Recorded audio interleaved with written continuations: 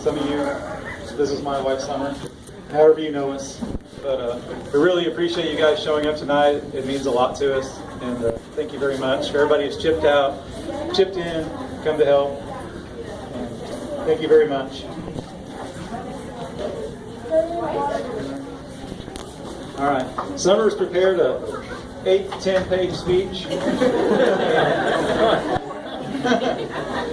She's going to do her best, and when she tuckers out, she's got a stand-in translator, right, to help us out. I don't think the mic's on. You don't think it's on?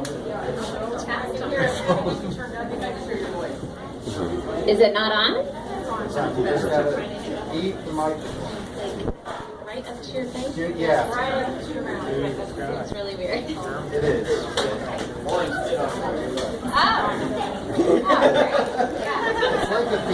So lots of germs now. Okay. Well, I will try to read what I have prepared, but I'm not sure how long I'll last with my voice. First of all, I'd like to thank you all for coming to show your support to our family, and thank you just for being here for us. And I wrote something that I wanted to share, kind of what I've learned since battling this illness. Yeah, keep going.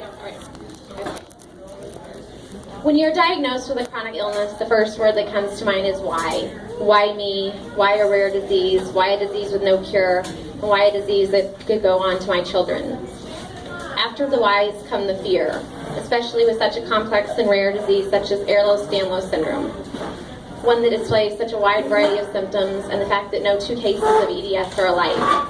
It is only normal for someone recently diagnosed to be utterly and absolutely frightened of what is next. The fact that most doctors have never even heard of EDS doesn't help the factor of fear, and it does not give you very much reassurance that doctors can't fix what is broken. That fear also comes from the unknown, from the what-ifs and the complications that can occur from a disease that could ultimately change your life forever.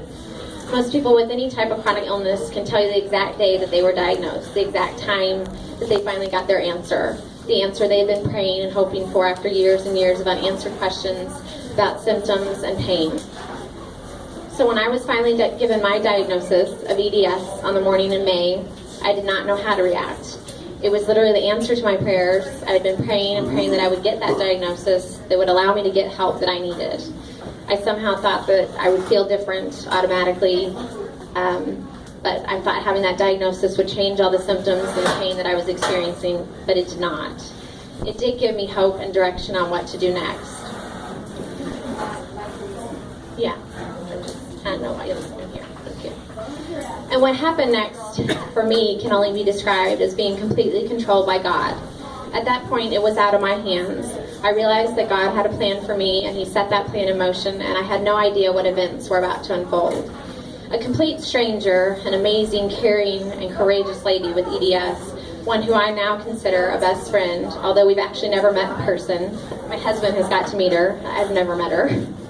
She felt compelled to reach out to me.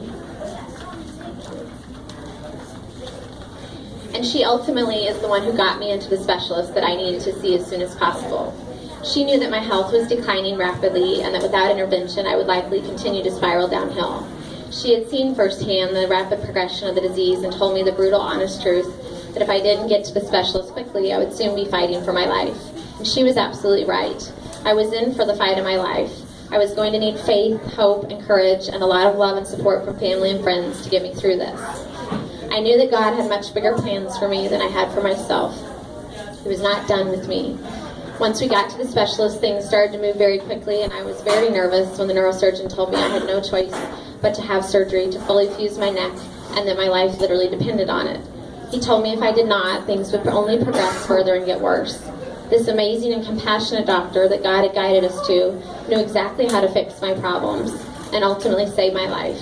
I realized at that moment I had to put all my trust, all my hope, and all my faith in God and believe with my whole heart that He would bring me through the surgery safely and in better health. We did not choose my neurosurgeon just because he was a world-renowned EDS expert, but we also chose him based on the fact that he would pray with his patients before surgery and ask God to guide his hands during the surgery. He ultimately gave God complete control and all the glory when his patients had a successful surgery. That was very comforting and reassuring to me. That surgery turned out to be one of only many battles that I would be faced with. And only 3 months later, I was back in the same pre-op room with my surgeon. Once again, he took my hands and prayed with my husband and I for successful surgery and for God to keep me safe and guide his hands. And once again, God provided and was merciful and brought me out of those 2 spinal surgeries unharmed, just as he had done with my prior surgery.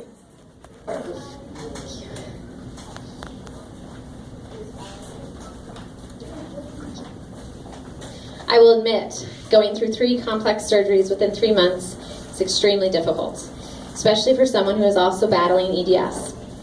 But for me, I don't think I was in control of whether my body was strong enough to make it through the surgeries or not, as it was no longer in my hands. I truly feel that God took over my situation, and it was in his perfect timing that all fell into place according to his plan. Throughout my recovery, an amazing thing happened to me. I realized that my illness was a gift that God had given me, a gift with a purpose.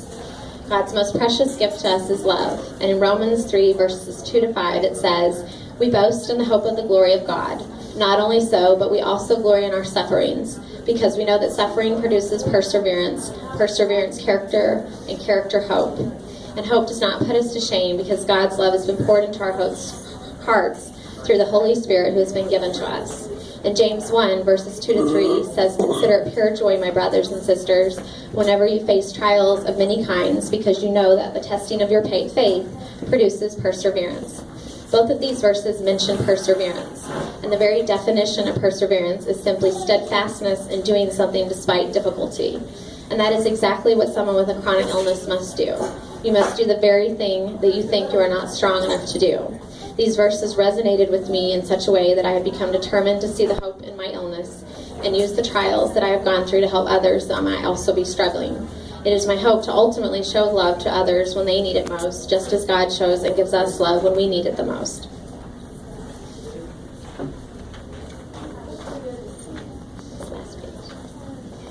If I have learned anything from living with a chronic illness, it is that there's always someone else who understands exactly what you are going through. Through this awful, terrible disease grew the most amazing and beautiful friendships. I met strong and beautiful women that were fighting just as hard, if not harder, than I was to beat EDS. They had been knocked down over and over, but yet chose never to give up, never to let EDS beat them, never to let it take away their hope. And some of those friendships started in a hospital, simply because we both had the same surgery days apart. And in the months following the surgery, we became the best of friends, encouraging and uplifting each other, inspiring each other to stay strong despite all our suffering. We both agreed that it was no accident that our surgeries were scheduled just days apart, and that we became forever sisters from that moment that we met in the hospital. We both said that God had his hand in it from the beginning. And just as friendships grow during times of trials, so do families. Sometimes families are forced into trials and into storms that they were not prepared for. But as long as they hold on to each other during those trials and do not lose sight of what is truly important, they will come out stronger for it. For our family, we have learned the true meaning of working together and never giving up on each other. My children know that no matter what trials and struggles a family is faced with, God will never abandon us, and he will always give us strength to keep going. In Isaiah 41, verse 10, it says, "Fear not, for I am with you. Be not dismayed, for I am your God. I will strengthen you. I will help you. I will uphold you with my righteous right hand." I want my children to learn that when faced with struggle, trial, and adversity, you must cling to your faith, your hope, and persevere against all odds. Our family has been tested over and over, and we have learned that having faith during even the most difficult times in life is the only way to truly live a joyful and blessed life. Thank you all for being here and being a part of this night.